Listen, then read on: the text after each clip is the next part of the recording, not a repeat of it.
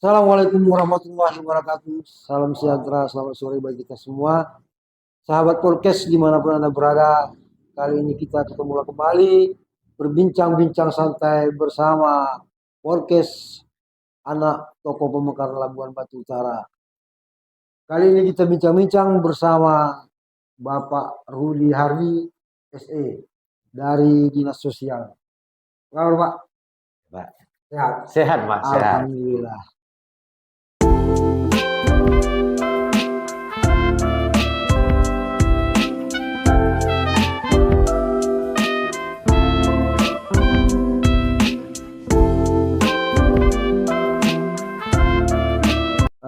Baik, sahabat podcast dimanapun Anda berada, sebelum kita masuk ke acara inti yang ingin banyak kita ketahui tentang dinas sosial, sebelumnya kita bertanya kepada Bapak Rudi ini mungkin tentang profil dari Bapak Rudi, dari mana asal, mungkin berapa istri, anak,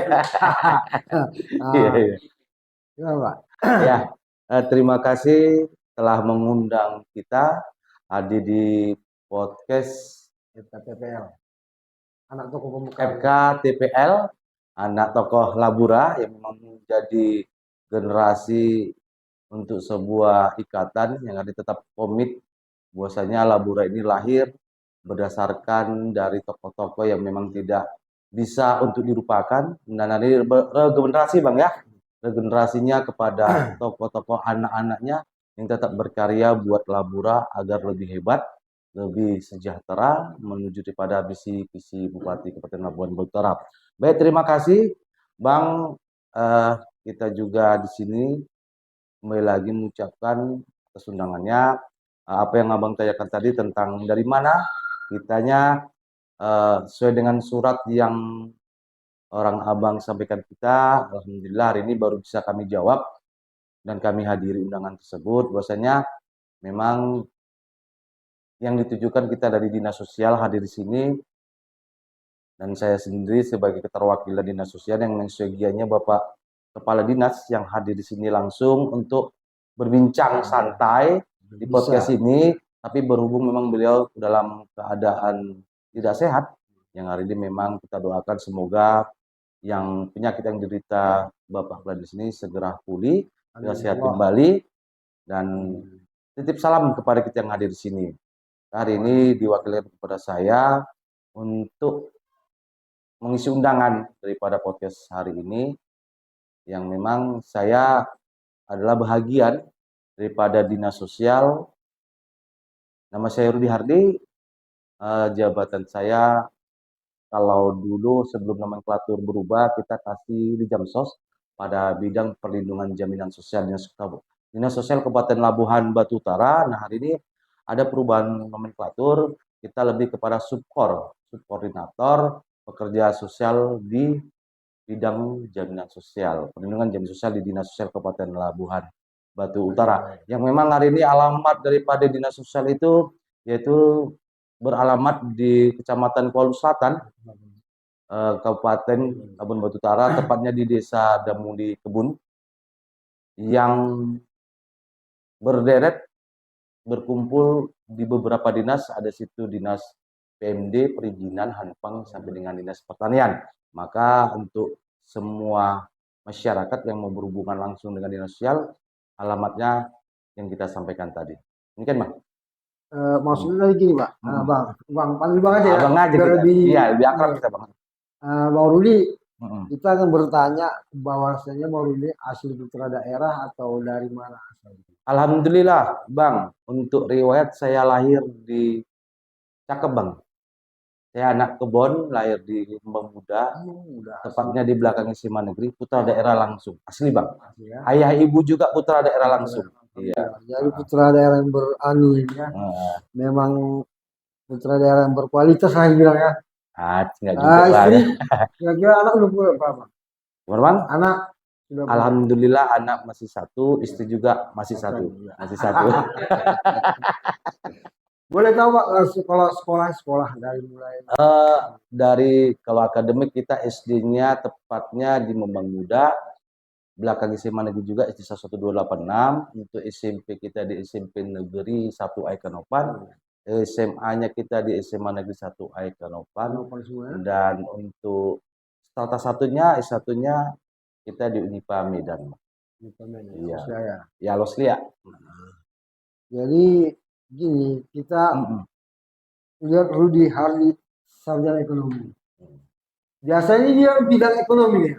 Kok bisa lari ke sosial ini? Iya, Ini nggak tahu basic memang aja. dari awal kita Kan ada ini, sarjana ya ini sosial kan, sama ya. ya bener Bang.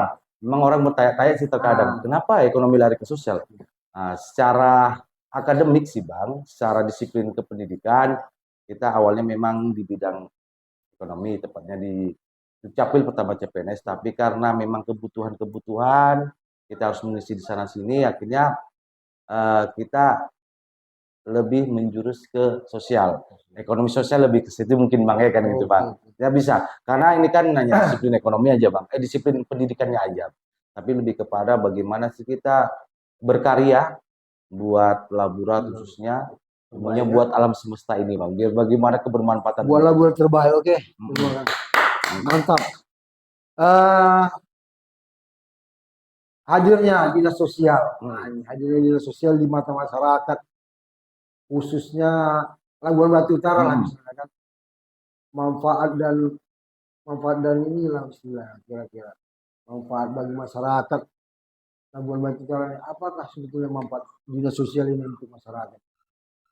Ya kalau kita lihat secara umum nomenklatur bahwasanya pemerintah itu didirikan adalah perpanjangan untuk pelayanan masyarakat Bang ya. Makanya muncul beberapa dinas-dinas, termasuk diantaranya dinas sosial. Nah kalau kita cerita sosial berarti ini lebih kepada pelayanan kepada masyarakat yang terusus dia memerlukan bantuan Bang. Khususnya baik karena gini Bang, dinas sosial itu kan kalau kita lihat sama nomenklatur, di dalamnya itu ada 3 bidang. Dia yang pertama bidang fakir miskin, yang kedua bidang perlindungan jaminan sosial, dan yang ketiga bidang rehabilitasi sosial. Nah, di bidang fakir miskin itu lebih kepada data dan penanganan fakir miskin, kan gitu. Sesuai dengan regulasi kita pasal 33, anak lantas fakir miskin dan rata dipelihara oleh negara. Nah, jadi melalui rumusan undang-undang maka dinas sosial lah yang untuk pelayanan kepada masyarakat yang membutuhkan. Makanya yang kedua di situ ada bidang perlindungan jaminan sosial yang mana di dalamnya itu penanganan perihal tentang hari ini yang kalau kita dengar melalui program pemerintah pusat itu adanya program Keluarga Harapan, ada di situ dengan perlindungan jaminan kesehatan lebih kepada perpanjangan Bang ya, karena ada lembaga khusus di bidang BPJS-nya. Nah, hari ini sebenarnya ini kalau hadir BPJS-nya include ini sebenarnya asik ini kan gitu kan. Apalagi ada pekerja sosial yang lain dan ada juga bagian tagana atau siaga yang ini memang sifatnya penanganan kepada korban bencana. Nah, penanganan kepada korban bencana. Nah, pelayanan lebih kepada pelayanan, penanganannya itu ada BPBD dan penanganan pelayanannya kepada kita. Nah, untuk rehabilitasi sosial itu lebih kepada tentang disabilitas korban-korban nakzah juga yang memberi konsultasi korban perlindungan anak ada di dalam bidang tersebut. Nah, itu dia, Bang. Jadi sejauh ini masalah penanganan rehabilitas tadi, apakah Kabupaten kita sudah punya tempat rehabilitasi? Sampai hari ini itu juga yang menjadi PR kita semua mungkin Bang, untuk rehabilitasi kita secara pemerintah kita belum punya Bang, karena yang lebih kepada secara swasta ya, yang di lorong 3 ya, lorong 3 kita lebih kepada ada RPS namanya Bang, rumah persinggahan. Artinya hal-hal yang terlantar kita singgahkan sebentar di situ di Lubusoma di Siamporik Bang.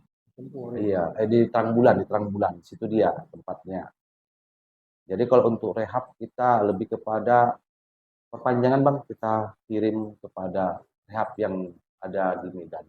Kira-kira ada program maksudnya target istilah Kabupaten Labuan Batu Utara ini akan punya panti rehab tahun kapan itu bisa? Kalau itu harapan kita sih secepatnya, tapi nanti kembali akan kita rembukan Bang, karena memang banyak hal PR memang harus dituntaskan. Kalau itu mungkin nggak menjadi belum menjadi target paling utama, tapi ada hal yang memang menjadi prioritas nantinya. Gitu Bang. Kira-kira tahu Bang, alasan itu bisa tidak terwujud. Karena kalau kita lihat dari panti rehab yang katakanlah yang swasta kan, kenapa mereka bisa berdiri, sementara kita yang dari pemerintahan ini tidak bisa tinggal gitu. Waduh, itu ngejawabnya agak repot. Banyak stakeholder yang memang berperan di situ Bang, bukan di dinas sosialnya aja. Beberapa harus kumpul barang karena kan biaya juga, anggaran mungkin ya, anggaran mungkin di dalamnya yang memang nanti dirumuskan bersama Bang, kan gitu. Karena nanti terlibat juga mungkin di bagian di BNN kan, BNN gitu. Itulah dia itu. Oke Bang, kembali lagi kepada masalah gepeng, tempel pengemisan orang tadi, ya kan. Jadi kalau kita lihat juga ada yang kita banggakan di sini, memang bukan pemerintah punya, cuma dari swasta, katakanlah organisasi seperti Muhammadiyah yang sudah punya panti asuhan, ya kan? Itu suatu hal yang luar biasa sebenarnya, kan? ya benar. Kenapa kita juga, ini kembali lagi ya, kembali lagi kepada pemerintah. Hampir saya lihat hampir seluruh kabupaten, bahkan mungkin jarang yang punya panti rehab ini, panti asuhan untuk pemerintah ya, jompo ataupun anak yatim. Padahal kan di undang-undang tadi sudah mengatakan bahwasanya orang terlantar itu ditanggung pemerintah, kan? Memang kembali lagi itu Bang, kita sampaikan ini merupakan PR. Mungkin dengan hadirnya potensi kita dapat berpikir bersama nanti kan Bang, mudah-mudahan menjadi jembatan agar ini segera dituntaskan, kan gitu kan, agar ini kan dalam tahun ini bisa dijawab. Memang hari ini perlunya kita punya suatu rumah, kan itu yang memang dinaungi oleh pemerintah ya Bang, itu maksudnya kan Bang. Hari ini swasta sudah berdiri, Aisyahnya kan, di Ansarudin juga sudah ada berdiri juga pondok yang memang menangan itu. Mungkin nanti ini akan coba kami diskusikan Bang dengan pimpinan kita, karena kita juga nggak bisa menjawab total kan gitu kan, karena beberapa ini kan butuh nanti duduk bersama perihal apa yang Abang tanyakan, ini menjadi bagian keresahan masyarakat ya, ini bagian harapan ya, bukan keresahan, harapan masyarakat mungkin gitu. Sebetulnya sih bukan pertanyaan kita, ini kan pertanyaan masyarakat ya. Iya gini masyarakat. Hampir seluruh, tadi kan saya katakan bahwasanya hampir seluruh kabupaten itu jarang ada panti asuhan. Sementara kalau kita lihat di kota-kota besar, panti asuhan pribadi-pribadi banyak banget. Kadang-kadang di situ kan timbul juga yang salah salah niat untuk mencari duit. Ada juga kadang-kadang saya dia buka panti asuhan, bantuan tuh memang. Jadi kan maksud saya supaya mengantisipasi hal yang terjadi tidak diinginkan kan, kenapa sih pemerintah tidak segera membuat setiap kabupaten ada gitu kan? Iya. Memang harapan itu kembali Bang, harapan kita semua sih sebenarnya Bang. Tapi kan kembali ini secara umum mungkin ada hal yang menjadi prioritas kita untuk mengejar pembangunan ini Bang. Ya namun hari ini konsentrasinya bidang fisik, nanti konsentrasinya di bidang SDM, konsentrasinya di bidang sosial. Ini kan bertahap dia jangkanya. Gitu. Mungkin seperti itu Bang, cuman secara umum kali ya. Mudah-mudahan lah. Iya, mudah-mudahan mimpi kita bersama terwujud Bang. Kembali lagi kepada inilah kita Bang, ini maksudnya PKH, ini PKH masalah juga nih Bang. Iya benar. Banyak kali, kadang-kadang aku tak dapat. Ini sebenarnya gimana sih Bang? Karena apakah pendataan tentang PKH ini memang dari orang abang atau orang abang langsung mendata atau meminta kepada kepling data itu? Karena kadang-kadang nggak sinerginya kan? Iya, betul. Inilah yang kita jaga. Pak, ini dari masyarakat juga nih Pak. Ya, betul. Itu si kepling itu keluarga-keluarga ya, gitu rumor ya, banyak terjadi lapangan. Sementara ini anak kami ini ya. Jadi pastinya begini Bang, bahwasanya kalau kita berbicara tentang program keluarga harapan ini merupakan program daripada pemerintah pusat Bang. Ini sumbernya dari pemerintah pusat. Nah, bantuannya juga dari pemerintah pusat yang didelegasikan dalam hal pengelolaannya kepada pemerintah daerah seluruh Indonesia. Nah, eh, program keluarga harapan itu lahir di Kabupaten Labuan Batu itu pada tahun 2015. Lahir di Kabupaten Labuan Batu Utara. Kalau di Indonesia itu tahun 2007 gitu. Itu kita siapkan semua kembali lagi kan gitu. Nah, selanjutnya regulasi-regulasi yang memang sudah terukur itu sudah diatur semuanya untuk penanganan hal ini. Nanti izin orang abang lihat di Permensos lah gitu kan. Terkhusus untuk masalah data itu ada di Permensos nomor 3 tahun 2021. Jadi siapa sih sebenarnya yang mendata? Kan itu kan dari pertanyaan. Siapa sih sebenarnya yang mendata untuk masalah haknya? Keluarga penerima manfaat namanya ini, Bapak masyarakat keluarga penerima manfaat. Ini kan khusus keluarga tidak mampu nih Bang ya. Siapa sih pendatanya? Yang jelas secara regulasi Bang, yang tahu mampu, tidak mampu, yang tahu meninggal, yang tahu keluar masuk itu aparat desa yang paling dasar Bang, yaitu pemerintah desa dan kelurahan. Itu secara regulasi sudah terikat Bang. Jadi untuk hal pendataan itu dimulai dari tingkat desa Bang. Melalui apa? Melalui tahapan musdes atau muskel, musyawarah desa dan musyawarah kelurahan. Mereka data itu secara aturan dan peraturan mana yang layak dan tidak layak, yang memang nanti berhak untuk mendapat bantuan ini. Di bulan 7 semalam secara perintah dari Bapak Bupati dengan instruksinya bahwasanya kami melalui Dinas Sosial melakukan verifikasi dan validasi data kelayakan keluarga penerima manfaat yang memang kami turun langsung Bang ke seluruh desa se-Kabupaten Labuhan Batu Utara. Kami seperti ini juga sosialisasi bentuknya dan memberikan arahan kepada seluruh desa seperti yang paling terendah kan gitu kan, yang paling dasar, agar benar-benar dalam menentukan keluarga penerima manfaat itu sesuai dengan aturan dan peraturan yang memang menjadi kebutuhan untuk pelayanan. Artinya dinas sosial tadi tetap ke perangkat desa juga. Ya bang, itu aturan. Biasa gini, Mas Om. Selama ini mungkin begitu juga kan. Setiap dari dinas katakanlah, pasti dia menemui aparat desa. Sementara kita sudah tahu sendiri bahwasanya data yang diberikan aparat desa tadi itu tak sesuai karena masih banyaknya rumor bahwa masyarakat mengatakan kenapa kayak nggak adil dan kebanyakan juga kita lihat Pak, kita kan survei juga ini Pak, kan itu kan ditulis di rumahnya labellisasi yang dapat ya rumahnya kok batu kenapa sih katakanlah sebelah rumah tetangga rumah papa ini nggak dapat gitu. Jadi begini bang, kita atau mungkin ada kira-kira syaratnya betul, ada syarat dan ketentuan secara regulasi bang. Siapa sih yang berhak menerima PKH?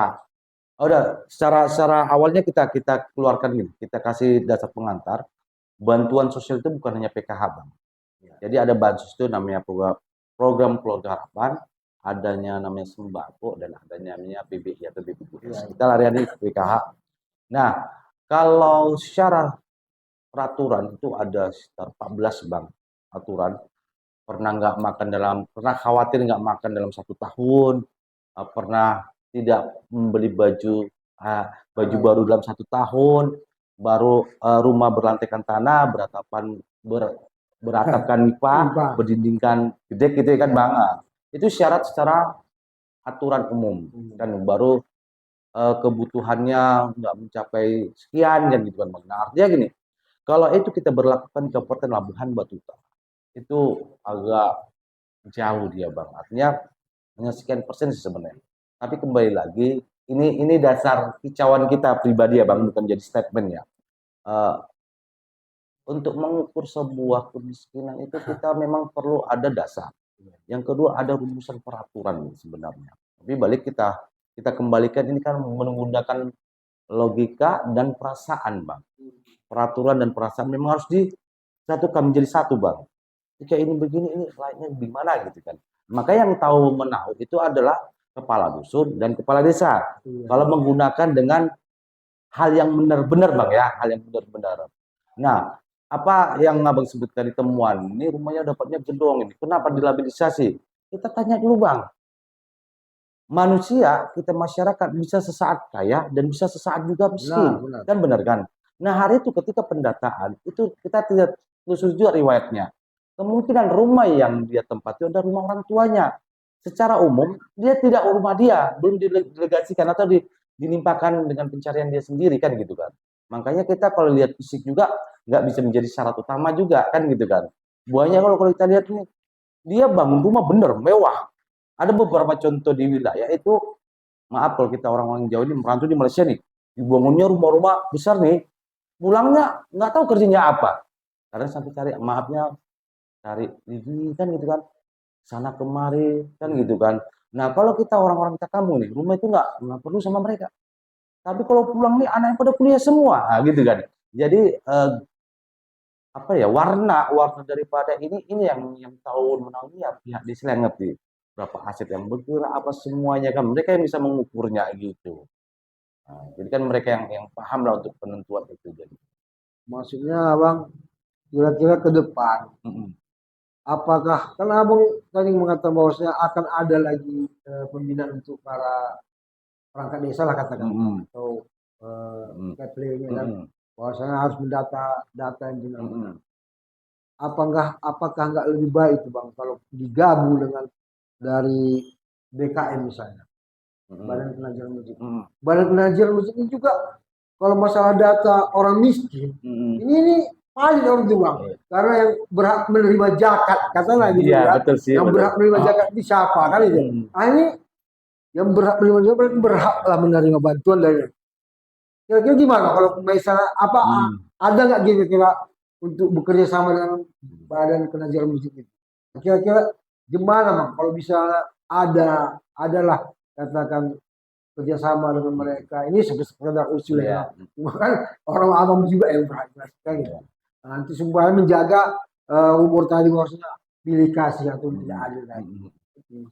Jadi gini bang, benarnya itu bang, pas sekali kami juga sampaikan itu. Kalau kita mau murni sadar, ini masalah kesadaran ini semuanya. Sadar bahwasannya bantuan, orang yang menerima bantuan itu adalah orang-orang yang merugi. Dipastikan ya. Artinya kita mengakui diri kita itu tidak mampu, malu kita sebenarnya sebagai Ya, hamba Tuhan kan gitu kan, hamba banyak Allah. Malu kita kan. Artinya kita berdoa agar kita ini nggak mampu terus sebenarnya. Tapi ini kan pola sebuah kesadaran, sadar kepada dirinya dan Tuhannya sebenarnya. Selalu kita sampaikan waktu kita sosialisasi. Sebenarnya Bapak Ibu, gampang sih kita menentukan orang-orang yang tidak mampu itu. Itu yang mana? Mana yang mendapat zakat fitrah di saat itu, itulah yang murni sebenarnya. Tapi apakah, akan itu, apakah kembali lagi, apakah perangai ini bisa dipola, kan gitu. Nah hari ini bang, balik lagi bang, kita sudah melakukan pendekatan, baik secara manis, baik secara pola pikir, logika, dan pendekatan semuanya.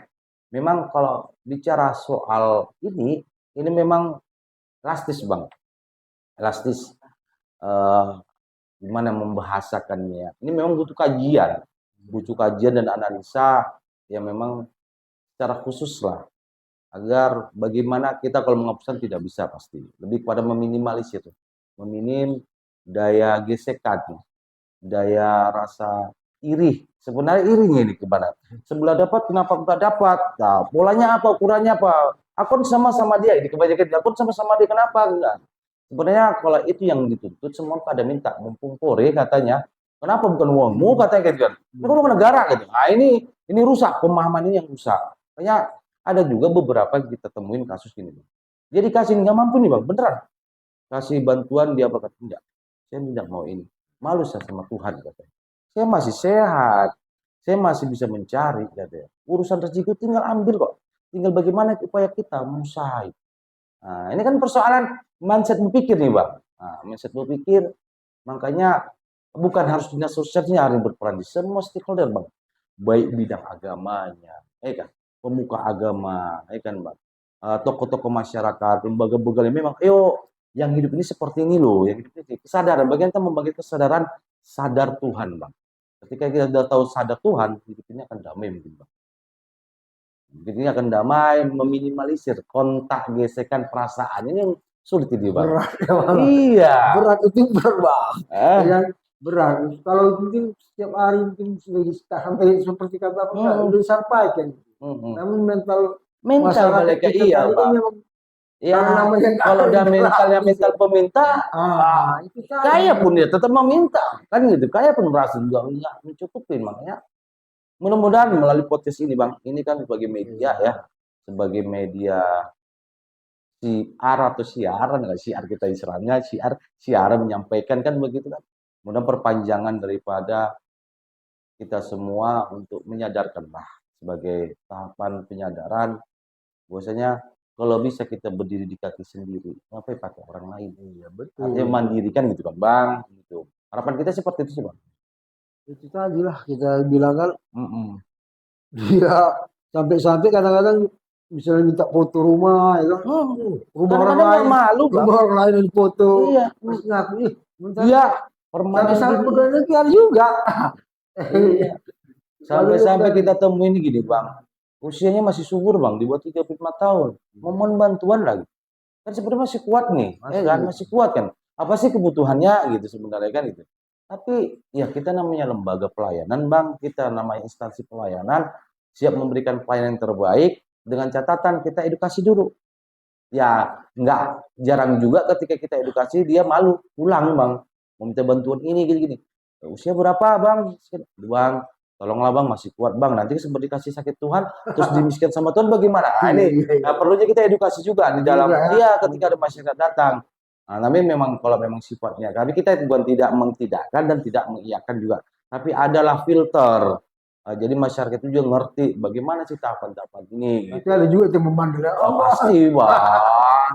Namanya di dunia ada hitam ada putih ya, Bang. Iya, iya, Bang. Ada hitam ada putih.